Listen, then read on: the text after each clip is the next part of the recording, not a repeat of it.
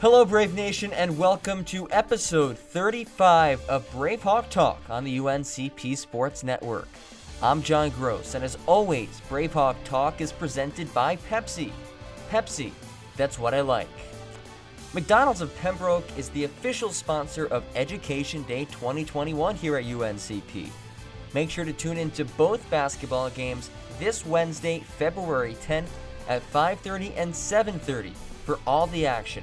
We are thrilled to partner with McDonald's for what will be an exciting and informative evening of hoops. McDonald's, I'm loving it. Today we are joined by Samantha DeBusk of the UNCP golf team and Assistant Athletic Director for Marketing Partnerships, Jack Bull Slavin. Samantha has persevered through adversity and is set to wrap up her career on a high note. And who knows, you may be seeing her on your TVs down the road. Here's our Scotland Health Student Athlete of the Week, Golf's Samantha DeBusk. Samantha, first of all, thank you so much for joining me today in BraveHawk Talk. Oh, thank you for having me. This has obviously been an interesting off-season for all kinds of sports. I know you've been playing year-round, but your spring season is set to begin in a couple of weeks, at least in terms of competition. What has preparation been like over these last few weeks and months for you? Well, we were actually very lucky as the golf team. We still got to compete in the fall, which was very rare. We were one of just two teams at our school that got to compete. So that really kept us in the competition mindset. Then, of course, we did have a long winter break, which was nice to have that break from school, but it is a long break from competition. So at practice, we really try to make sure we're competing against each other, and then whoever loses has a little, punishment, like sit-ups or something to make sure we are really focused and getting in that competition mindset. I think that's really been helpful for us to really get to pushing ourselves.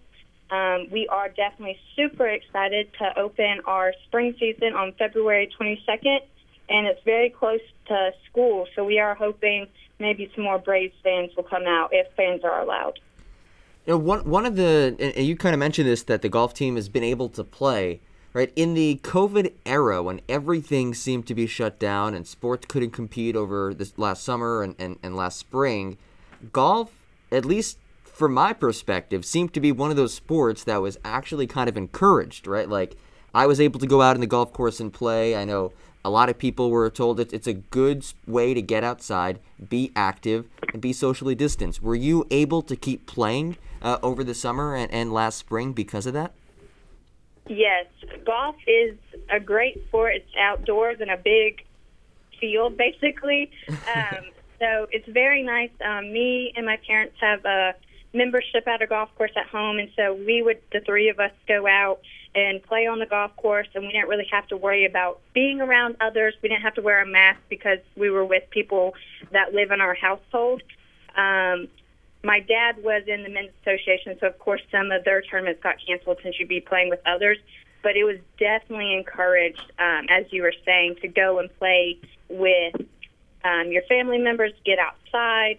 I think it was a great way, and I definitely have heard that the sport was picked up by many new people during this time when there wasn't much else to do.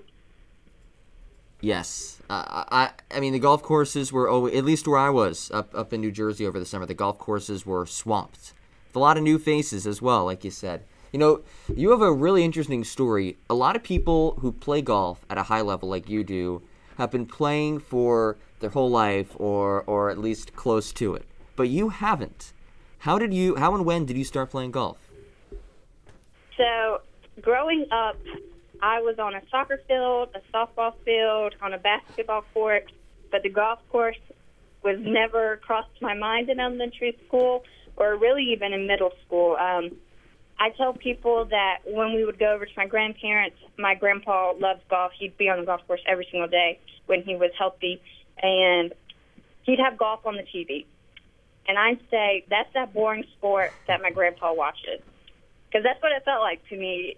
Watching golf on TV, not understanding what was happening, it was boring as a little girl. And so I never was interested in it, even though I'm sure my grandpa would have loved if I got interested in it earlier so we could have played together more. But I was doing every other sport you could think of, and I even did dance. And so then I won a North Carolina state championship in Babe Ruth softball in middle school. And a couple months after I won, and my dad was the coach of that team, this man that he knows came up to him and he said, "Congratulations on your state championship win." And my dad said thank you.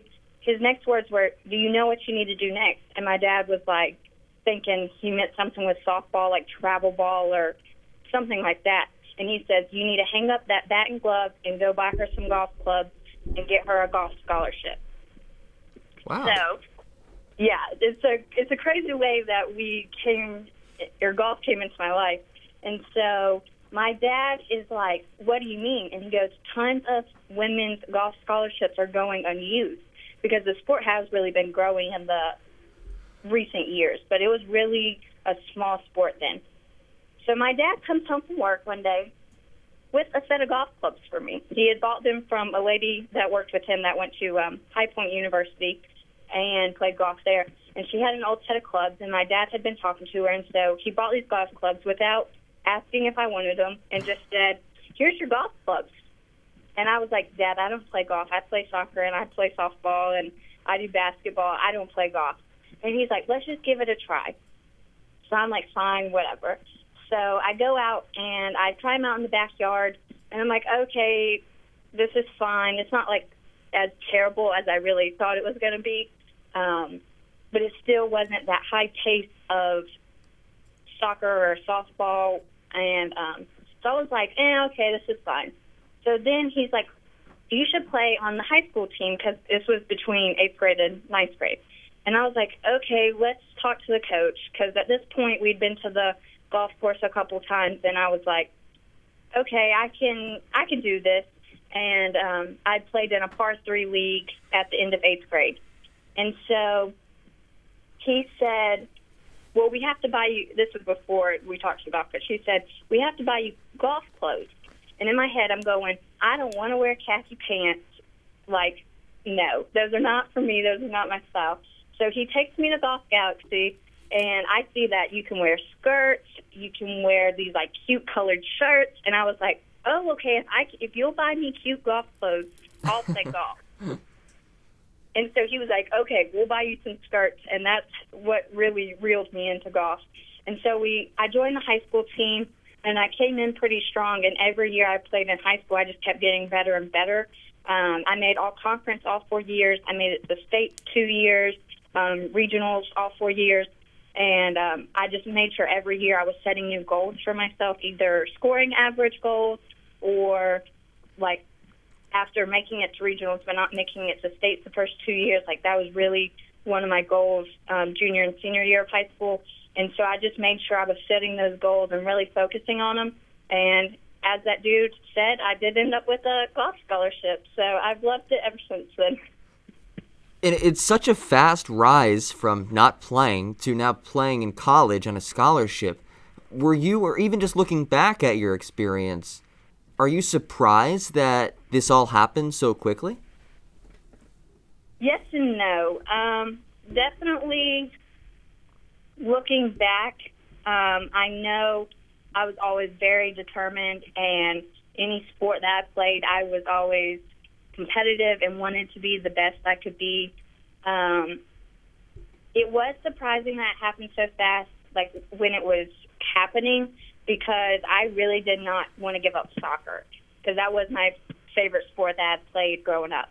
And so looking back, I was like, is golf really, before I'd even talked to any coaches, I was going, is golf worth giving up my love for soccer? And in the long run, it was, and I am doing good in life, but it was very hard. And yes, it was also scary when I was talking to these college coaches, and they were talking about, they'd say, well, this girl's been playing since she was 5 years old.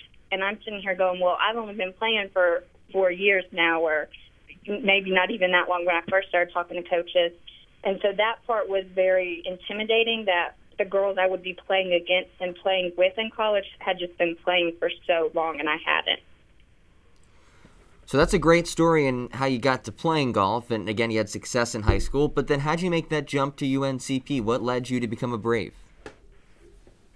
So I am a mass communication with a focus in broadcasting major. It is very, very rare to find a college that has their own TV studio on campus. That was a small enough school that I thought I was going to be comfortable at and succeed at. I did not want to go to a big school where my teachers wouldn't know my name and I wouldn't be able to go up and talk to them if I had any questions. I didn't want to sit in a big lecture hall with 300 other people in my class. So I was very school-focused. I had a good GPA in high school, and I knew that was the reason I was really coming to college was to get a degree and get a job. And golf was for fun, my extracurricular activity, but school was always the main focus. So when I came to UNCP and I did my tour, and they showed me the TV studio, how much equipment they had, it really just sold it for me school-wise. I couldn't find any other school that was interested in me for golf that fit my schooling needs.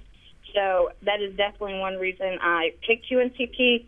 But I also when I came on my visit, I felt like the girls on the team were super welcoming. And even though Pembroke is in such a small town and the cities are a little bit of a drive away, they reassured me that you aren't missing out on the college life because you're so busy with your sport that even when you have that free time, sometimes you just want to relax. And it's some other girls that are in the honors college that were older than me, they said, you won't have much time to go out to these places. And if you do have that time, you should be studying anyways because they knew how much academics were important to me. Well, we're going to circle back to the academic side of things, the sports broadcasting career that you want to pursue in a bit. But just a quick note for our listeners.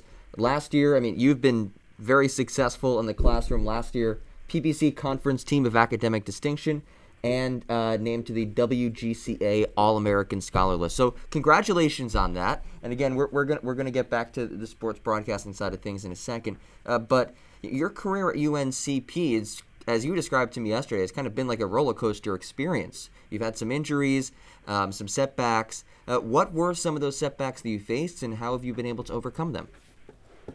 Oh, definitely. My experience at UNCP has been unique, I like to call it. So the day after I graduated high school, I had a tournament the following week. So I'm out on the golf course, on the driving range, and I am hitting the ball really good. I'm looking forward to this tournament. I think I'm hitting the ball as good and further than I had ever hit it before, and I'm like, this tournament's going to be great. I get out my driver. I swing it once. My hip pops. I fall to the ground. And my dad was standing, a decent bit away from me since you can't really stand close to people when they're swinging a golf club. And he said, was that your back popping? And I said, no, that was my hip. And at this point, he was like, can you stand up? And I was like, no. Like, I couldn't put any weight on it. They had to go get a golf cart to take me back to the car. And we immediately were going to the doctors the next day because it was a Sunday. So we were going to the doctors on Monday trying to figure out what was going on. I saw multiple doctors. No, everyone was like, it was just a freak accident. Nothing's wrong. And I'm like, I can't put weight on my leg. I think something's wrong. But they couldn't figure it out. So I came to college, and I'm like, well, I'm a college athlete. I have to play my sport. So I played starting in August, and I played until March. And by March, it had gotten so bad that I came off the golf course in tears one day in so much pain. And I told my coach, I have to go see another doctor. Things are not okay. So I finally get in touch with a doctor in Charlotte, and within 5 minutes of seeing this man, he says, I know exactly what's wrong with your hip. You need to have surgery. Your growth plate has overgrown in your femur head, and it is tearing up your labrum. He said, I'm going to give you this shot, and if it heals it, I will 100% know I'm right about what your injury is. And I'm like, okay, perfect. Give me the shot. I want to have an answer. So he gives me the shot, and it fixes it. And I'm like, this dude is my lifesaver at this point. He finally figures out what's wrong with me. We do the surgery in May. So that knocked out my whole spring season of competition. My freshman year. So then I do PT until about December of sophomore year, and then I come back into golf, still trying to do my PT to just keep it maintained because those muscles had just gotten so weak from that year of not being able to play. So when I came back to playing, things were going well. It was still hard to convince myself that my hip was going to be okay and to really just go ahead and swing. But I finally was getting over that mentally, and then one day I woke up and my toe was swollen, my big toe on my right foot, and I'm like, I feel like I have broken my toe. So I go in to see the trainers, and they're like, we think it's just an ingrown toenail. Here's what we're going to do. So they start trying to treat it. It just keeps getting worse and worse. And it was because I had a bone spur inside the toe that was pushing the skin up into the nail. So I went to a foot doctor at home, and they were like, we have to do surgery to remove this bone spur. And I'm like, I'm just getting over hip surgery. You've got to be kidding me that I'm having another surgery. So I go through that surgery, and luckily that's not a long PT process. It was a pretty common surgery. But still, it's not, as a college athlete, where you want to be is not in a surgery room. Right. Work done on you. So I finally get over that, and I finally get back into the swing of things, and things were going so good last year. I was feeling really strong about my junior year and looking forward to our spring season, and we were out in California when we got the call saying sports are canceled. And I think we were the last team to get to compete last spring because we were in California in like the middle of a tournament when things were just going so crazy and spiraling out of control, it felt like. So it definitely has been a crazy experience, and it is crazy to think that I am in my fourth year of college and technically a redshirt sophomore for golf. Considering I've been here and tried to play all 4 years, but we got our COVID year back, of course, and I got a medical redshirt my freshman year. But it has been a crazy experience. I'm not planning to stay at Pembroke to play golf my extra 2 years because I want to get out in the workforce or plan to maybe go get a master's. I haven't completely decided yet, but unfortunately UNCP does not offer a master's program in what I'm interested in. Well, let's talk about what you're interested in, because if I do say so myself, it's a great field to work in, sports broadcasting. What are your career goals? So in high school, I decided I wanted to work for the Golf Channel. And I was super excited. I love Florida. And I was like, Golf Channel's in Florida. This is going to be awesome.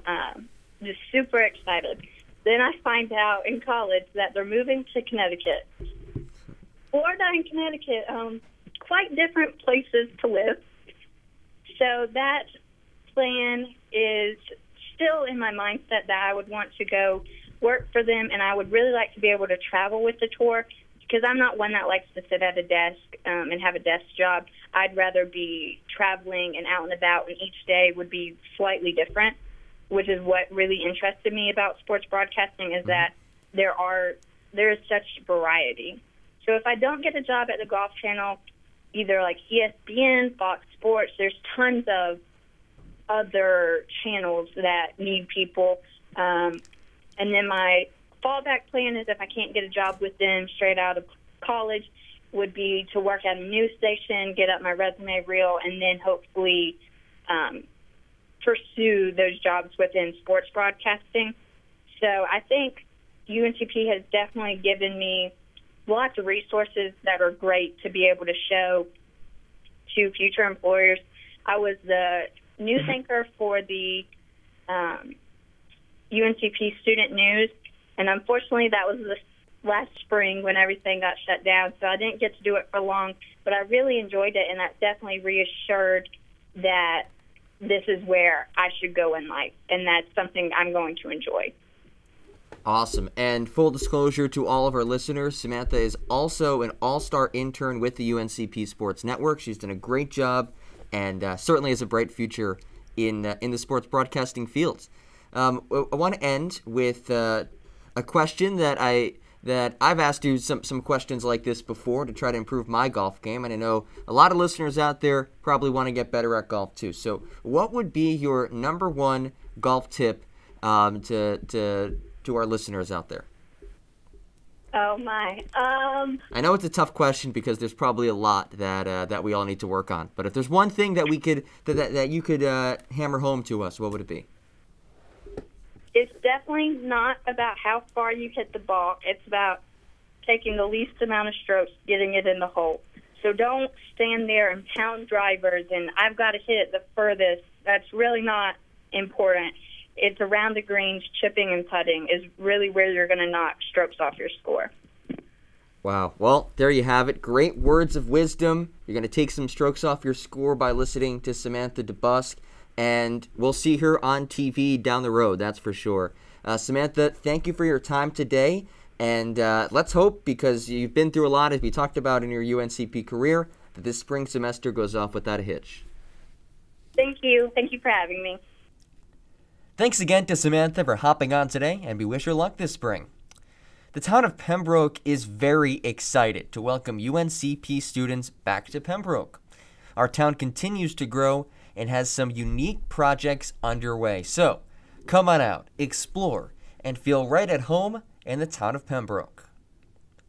February is a busy month for UNCP Athletics, to say the least, and that means plenty of chances for Brave Nation to participate in some great promotions. Here to discuss the upcoming schedule is UNCP's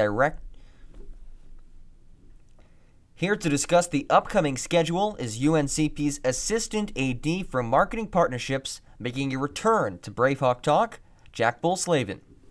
Bull Slavin, thank you for hopping on BraveHawk Talk, a repeat guest, so thanks for coming on today. Yeah, John, always a pleasure. Thanks for having me back.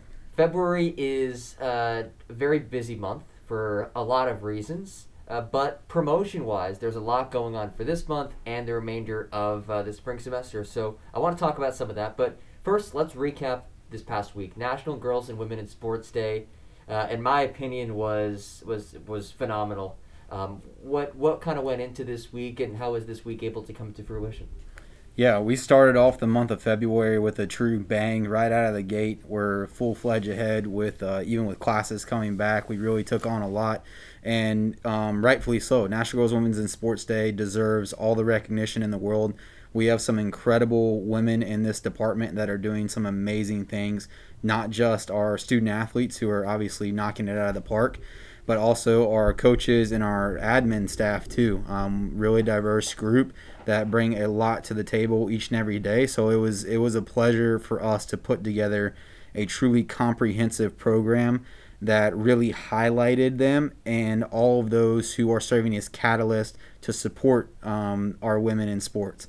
And so we worked really closely with Jen, our Director of Fan Engagement, Jen Smith, to put together a comprehensive plan. Women in sports is something that's very near and dear to her heart.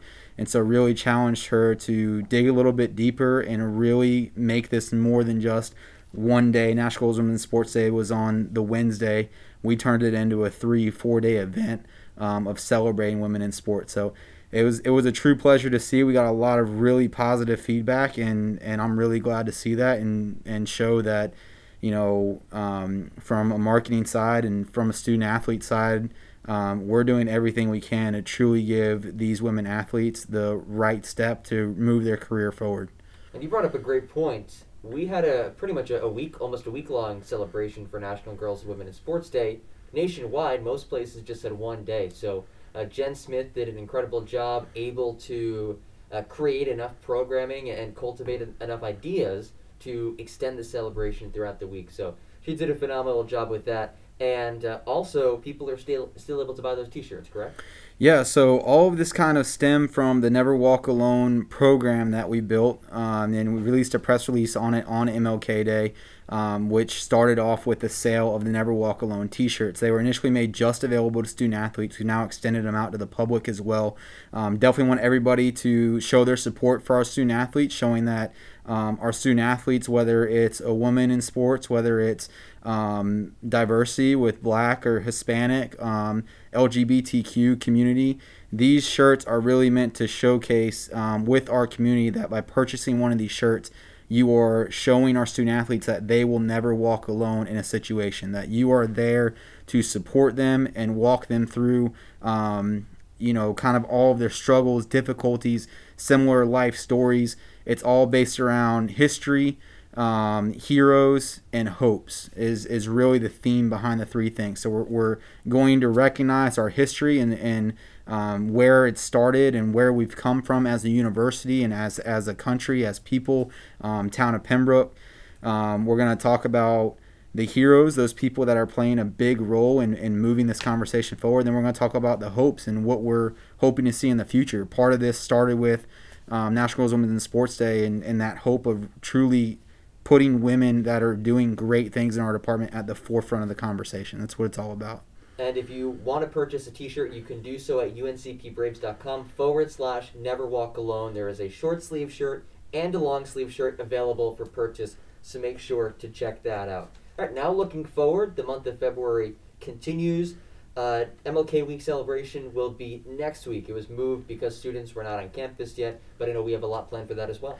Yeah, and so it ties in with Black History Month, so it works out really well. And again, another week that deserves a lot of recognition. And so as a university with our Office of Diversity and Inclusion, Dr. Lawrence Locklear over there, we worked with him and the committee they agreed to move this week to when students would be back on campus so that we could do a full university conglomerate celebration of MLK Week. And so athletics is really just a small part of what the university is doing, but we're super excited to be a part of it. We have a lot of things planned for that. One of those is going to be speaking with Coach Larry Rogers, who was the first black athlete here and black head coach here at UNC Pembroke, then Pembroke State University.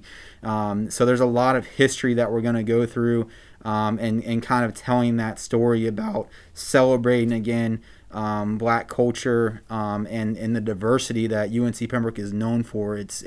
We're really doing our best to put student athlete voices at the front and really start telling these stories that we have some incredible people that are in this department and doing our best to make sure that we're again shining that good light on these different stories, backgrounds, and that type of thing.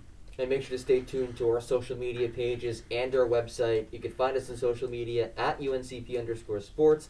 And our website, of course, uncpbraves.com. We'll be posting all throughout the week different events, different things going on. And in the midst of next week, we also have our Education Day presented by McDonald's. We're also going to be working with the EPA.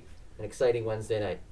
Yeah, Wednesday night is going to be crazy, and really all day Wednesday is going to be crazy. We worked very hard on this, and a huge shout out to my dad as well. I can't go without doing that. He's a elementary school educator, and so worked really closely with him on developing this year's virtual education day. We always look forward to having the kids come to Lumbee-Garrington Bank Court. They absolutely blow it out of the water. And this year we're going onto a virtual format with a series of different videos that will provide educational resources. And then we're also creating a resource page. So teachers, parents that are teaching their kids from home right now, it's a big thing. We're going to provide them with an educational resource from our website, uncbraves.com/education, so that they can actually use these resources about education in sports. I know for me, it was tough for me to learn sometimes. I wasn't a big reader. The only way that I would read is if it was about sports, some sort of sports book or novel or something like that. So we're kind of taking that theme and putting it into virtual education day. We're taking these science elements, these math elements, these literacy elements, and we're essentially putting it into basketball, sports, and education. So it's a natural tie at the university level, but we're super excited for it, and we're super thankful to McDonald's, our partner, Mr. Kenneth Rust, in creating this to be a huge opportunity for the kids in the local area with the public schools of Robeson County, and a big thanks to their support as well on this. And the two games on Wednesday, 5:30 and roughly 7:30 start time for the women's and men's game. And you can watch the action on the UNCP Sports Network, uncpbraves.com/live. And like you said, Bull, a lot going on virtual education day on Wednesday. Moving on throughout this semester, we are very excited to continue our partnership with the Wing Company of Pembroke, and Wing Wednesdays are back. Wing Wednesdays are back, super popular last year at baseball games. So Wing Wednesdays will be back thanks to our partner in the Wing Company here of Pembroke. It will be similar to how we're doing the 90-point funnel fries right now during men's basketball games. Unfortunately, with that fan attendance policy still not being permitted right now, we will have it on our broadcast, so stay tuned for our first and every Wednesday baseball game. If the Braves, we're still working out final details. Last year was if they score 5 runs or more. I think we'll stick with that again this year, so a little inside information for all of our fans right now. So be cheering for the Braves to put up a lot of runs this year, and if they do on a Wednesday, it'll mean some discounted wings over at Wing Company. And with the amount of runs that this program scores, at least traditionally, I think a lot of people are gonna be getting their wing fix on Wednesdays. So we're looking forward to that. And we did see one funnel cake fries 90-point eclipsing, I guess you could say. Yep. Ty Hurst hitting 2 free throws. That's pretty exciting. And hopefully we'll have a couple more down the stretch. And definitely excited to watch them, baseball, softball, all of our fall sports that are playing in the spring. It's going to be a busy semester. So we definitely have a lot that's still on our plate from a marketing side of things and corporate partnership side of things that we're working on. But I'm just going to tease that. I can't release everything yet. We're still working out some final details and approval on the university level, but definitely stay tuned to what we're doing. From baseball now to softball, the Autism Awareness Series was a hit last year, and what will that look like this year? Yeah, so last year was our first year doing the Autism Awareness Series. We had done, years before, we'd done the Childhood Cancer Awareness Series. We had done a all cancer awareness series, and then last year we had a few student athletes who were actually in special education. It was very near and dear to the team, and so we switched it up to actually do an autism awareness game. We released special uniforms that they still have in their rotation, so they will wear those games. We have the sensory friendly guide available on our website for every UNCP softball game.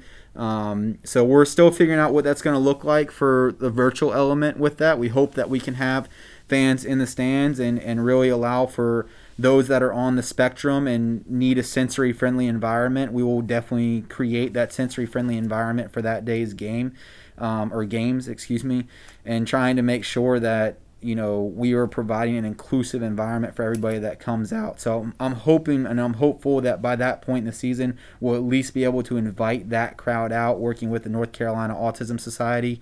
But right now, we're still figuring out some final details as far as what that'll look like. We normally raise funds for the North Carolina Autism Society during that game. So we'll definitely be on the lookout for that. It'll include your ability to potentially get like a replica jersey, a replica t-shirt of those autism awareness puzzle piece uniforms. So I'm not sure of final details yet, but the focus is very clear. The focus is on helping and creating an inclusive environment for everybody, especially those who are on the spectrum. So working with our Accessibility Resource Center office here on campus to really make sure that we're doing a good job in creating that inclusive environment. And last but not least, one of the most exciting and newest additions to our athletic department is the Varsity Club. This has been talked about a little bit in social media, but for those who may not have seen it, what exactly is the Varsity Club and why should somebody join it? Yeah, so some final details are still being worked out, but it's something that we're super excited about in the athletics department, and every former student athlete should be super excited about. We are finally creating an exclusive club for all student athlete alumni that will get to join, and 100% of the proceeds are going to go back to their designated team. But the nice part about this is that for donating and becoming a member on an annual basis, which we're still working out final numbers and that type of thing, we know that the one thing that they will get right now, we're still working out some of those other benefits, but the one thing they will definitely get upon signing up is the varsity letter of that P. We haven't given out letters here in about 10 years, if not more. So I know for me being a former student athlete, I know for Morgan Sheehan in our athletics department being a former student athlete, I know that the varsity P letter is something that is highly sought out. after, and we're excited to finally bring that to our student athletes. So it'll include some additional benefits as well. Obviously, the varsity letter is just kind of the center point and focal point of what we're promoting right now. We're working with Barron Rings and have already designed a championship ring, so anybody that is a part of the Varsity Club will have exclusive access to also purchase their own Varsity Club ring. We know that every student athlete didn't necessarily get the chance to win a championship when they were here, but we're still going to allow them to celebrate like rock stars and get that championship ring with the design that we've created. So a lot of unique features there, and again, it's all about helping these teams' budgets. I mean, that's the big thing right now. We want to provide this championship experience that takes what our teams are doing to the next level. We're moving into the Conference Carolinas next year. We're expecting them to absolutely crush the competition, which we do every year, right, John? But we're helping them with their budget. So the more alumni that we can get to participate, the better off these teams are going to be. The more things we can do marketing-wise, promo-wise, and the better our facilities are going to look in the long run. So super excited about that too. And for those interested in joining or maybe want to learn more, where can they do that? Yeah, so if you are a former student athlete and are looking to sign up for more information, uncbraves.com/varsity club.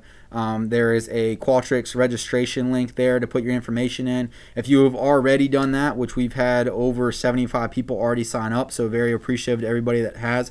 We're, like I said, we're working out those final details. We will be reaching out hopefully by the end of the month with some upcoming details to actually launch the club. So definitely get your name in the list so that you can get some exclusive insights into what's going on. But we're hoping to finalize some details here within the next 2 months and get that thing rolling. And again, that's uncpbraves.com/varsity club. And I know this is just a handful of things that will be happening this semester. Plenty more to come.